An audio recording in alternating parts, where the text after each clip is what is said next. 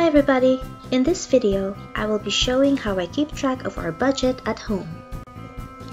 This video is the first of two parts, and here mainly I will be talking about how I allot the budget for necessary expenses and at the same time determining my limit for any extra expenditures. I'm not an expert or anything, and I will not be telling you how much money you should be spending. What I will be sharing is simply my way of managing our money at home to ensure that we only spend within our means.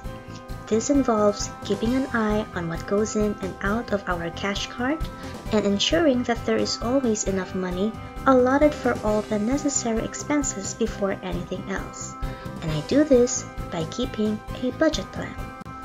I'm sure a lot of you have your own way of managing your finances that works for you, and that's great. But if you're still trying to figure out how to get started, I hope this video helps you out. Let's get started. First, list down all your necessary expenses and everything else that you're expecting to pay, like rent or mortgage, gas, heating, electricity, fare, landline, mobile, grocery, cable, internet, and so on and so forth.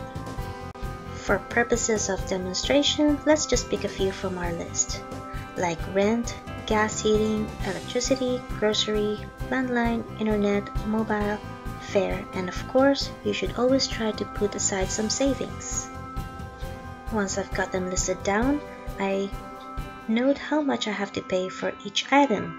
For example, £400 a month for rent, £20 a week for gas, the same for electricity, about £50 a week for grocery, maybe £15 a month for landline, and the same for internet, about £10 a month for mobile phone credit, and about £3 per day for fare, and hopefully be able to save about £10 a week. If you notice, some of the amounts are per month, some per week. There's even one there that's listed per day. So the next thing to do is to make these uniform by breaking down the amounts so that they are all either based on a monthly, weekly, or daily figures. What I usually follow is how often the main income comes in. So for example, if you're working and you get paid on a weekly basis, then I break down or convert the amounts that I have into weekly figures.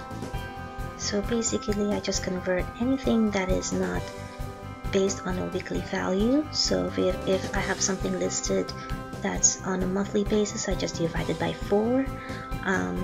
If it's based on a day, then I would just multiply it by how many days I would have to spend it in a week.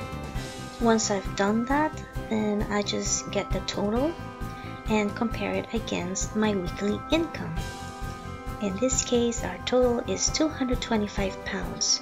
So if our weekly income is less than our expenses, then we either need to increase our income or look back at our expenses and make some adjustments so that we are only spending within our means.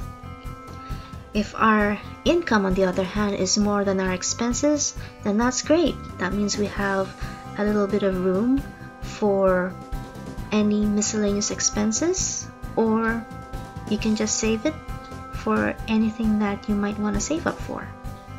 However, keep in mind that this extra amount is also your limit for whatever extra expenses that you're planning to spend it on. So for example, if our weekly income is £250 minus the total weekly expenses of £225, the £25 difference would be the extra money we have every week, but at the same time, that is also the limit every week when we spend anything extra outside of our necessary expenses. And that's it for now. This is the end of part 1. For part 2, I will be showing you my spreadsheet where I keep track of my budget. But for now, thank you for watching. Bye-bye.